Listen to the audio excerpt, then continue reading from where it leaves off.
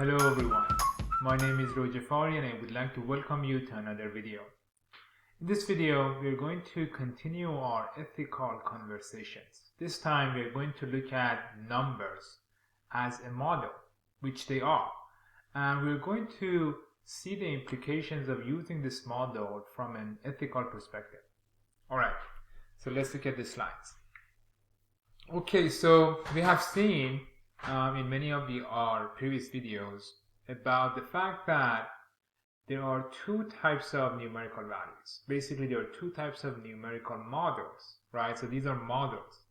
One is called interval scaled numerical attribute, and the other one is ratio scaled numerical attribute. From the ethical perspective, there is not much of a difference between these two types of numerical values. That's why we're just going to talk about numerical models and see the ethical perspective of that. So, for instance, we're going to use credit score, which is a numerical model that models trustworthiness of individuals, and it's used widely for many important decisions. The factors that in the United States are used for calculating this score or calculating this number that is modeling individuals in the country are payment history, 35%, the utilization of your credit, 30%, the length of your credit, how long you've had the credit, 15%, the types of credit you have, credit card, loans, mortgage, 10%, your inquiries, 10%. So these are the factors that are used in the United States to calculate a credit score, right? So that's an example we're going to focus on, and we're going to see the ethical implications of using this numerical model, using this model, which is a number that we're trying to measure the trustworthiness of individuals in this video. So again, let's start with our foundation. So in the general model theory, we have three things. We have mapping of something, and then we've got reductions of that thing. We reduce that thing to something else. And then, of course, we do all of that for a reason, for a usefulness that we want to get out of the model. So let's see how this lines up for this model that we are using. So for this model, the thing, the entity, the system, whatever general representing word you want to use, we are mapping individuals, right? So each individual is going to be measured, and we are trying to map each individual, and that's what we are mapping. Then what is that reduction perspective? So there are a lot of aspects to an individual, and we can talk about their upbringings. What their upbringings in the United States, what neighborhood, what was the religion of their parents. So there are a lot of things that we can see in this upbringing, or how much access they have to the education, what is their age, what is their gender. There's so many things we can measure and talk about individuals, right? But in this model, we are going to only focus on these factors that we saw in the previous slide. The pragmatism is because this model can facilitate trust for ease of trading in the market. So this is the model of the credit score, and let's just continue. So like any other model, we have to pay attention to the ethical perspective, ethical dimensions of using this model. First and foremost, as always, we have to keep in mind that model is just a model with set of assumptions, with reasons for us to make those assumptions, and we don't want to take this model or this value too seriously and think this is just the way was designed to be. No, this is just a model designed by historically by a form of government, and they have seen that this is useful and they have been using it. So that's the first very important things to always remember.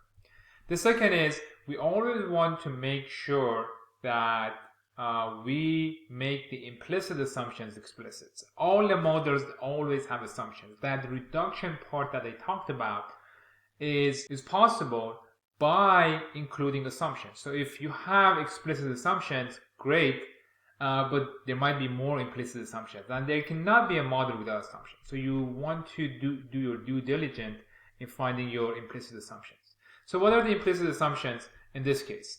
One of them is the fact that the only important factors, those 6 factors we saw in the first slide, are these factors.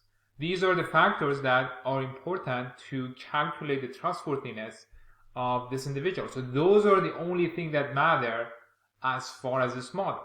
And that's an assumption. Another assumption is whatever it is, the formula that they're using that has those percentages as weight, that's the formula to use. That's the best way to go about this measurement. That's the best way about to create this model, right? Those percentages, I don't know how they came up with it. Those are fair and best way to calculate this model, calculate this trustworthiness. So next dimension is, of course, we want to list our assumptions. We kind of did that, and we do this so we can do 2 things with them. Of course, every time you're using a model such as this, you want to make your assumptions public. I mean, if you are going to allow businesses, credit providers, and so on and so forth, use this model for their decision making, they have to be aware of these assumptions. You want to make sure that they know these assumptions. At the same time, you want to use these assumptions for the cost benefit analysis, something that we will see in a few slides in this video. You also want to make sure that you're aware of the costs of assumptions, right? Each assumption, each reduction in that entity that you are sort of reducing or mapping, in this case individual, come with a cost.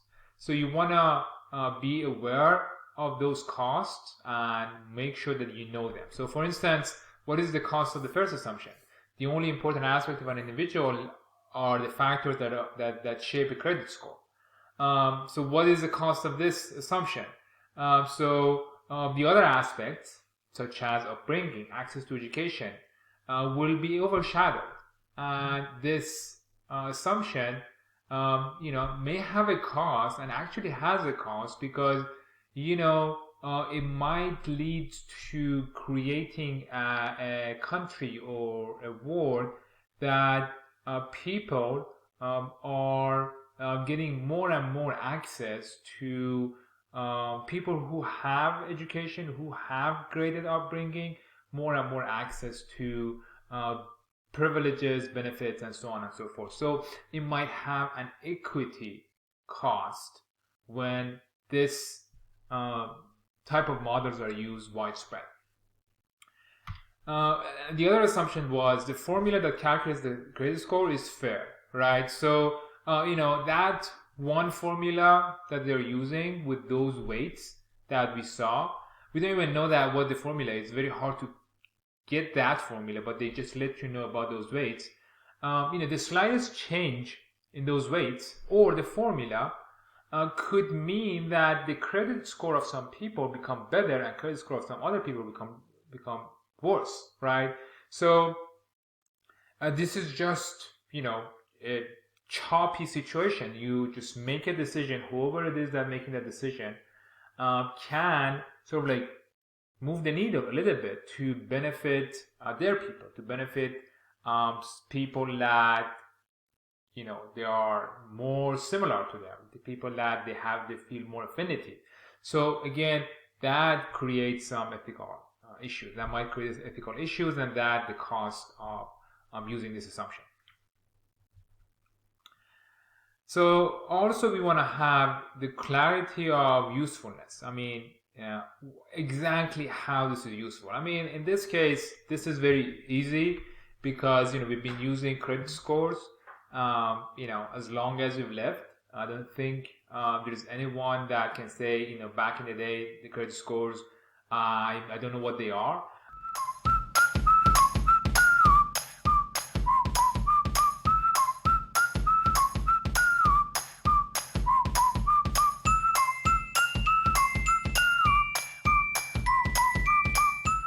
They tremendously help to create trust in the market, and trust in the market means that we can have better hope for the future.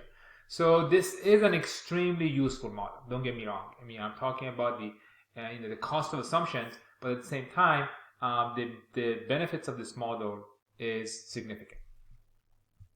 So next, we want to like have an understanding of cost-benefit analysis. We want to see what we are giving up to get what. Of course, the benefit is, as we talked about, it helps facilitate trust in the marketplace for the future, but also we have to pay attention to the cost and counterbalance these two to see where it is appropriate to use this model.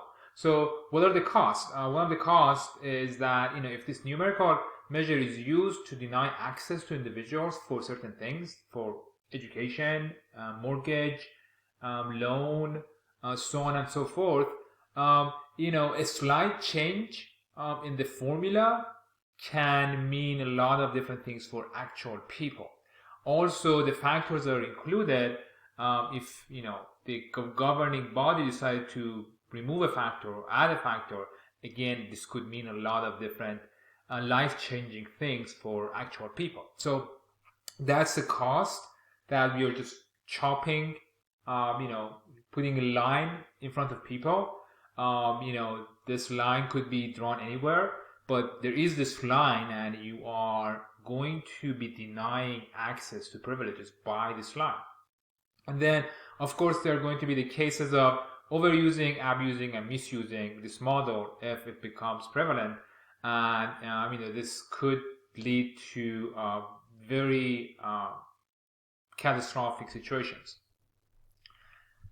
So this is, of course, like any model is subject to misusing, abusing, and overusing, and you want to sort of like know those things when you have a model to put sort of like mechanisms or like, you know, create awareness about those possibilities. So for instance, an example of overuse and misuse is an employer might try to you know, check the credit worthiness. And if only employers do that, then if at some point in your life, sort of like you slip, something happens, your credit score goes down, there is never a way for you to come back, right? There is no way for you to start earning money.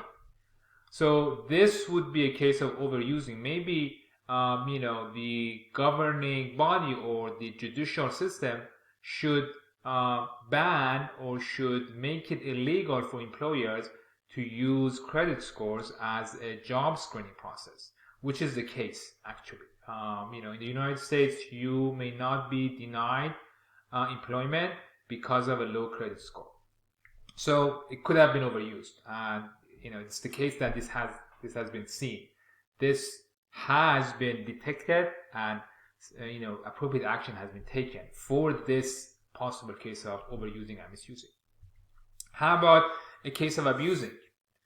For instance, a Congress controlled by one of the parties, Democrats or Republican, may try to pass legislations, pass law that only allow voting access to people with certain credit scores.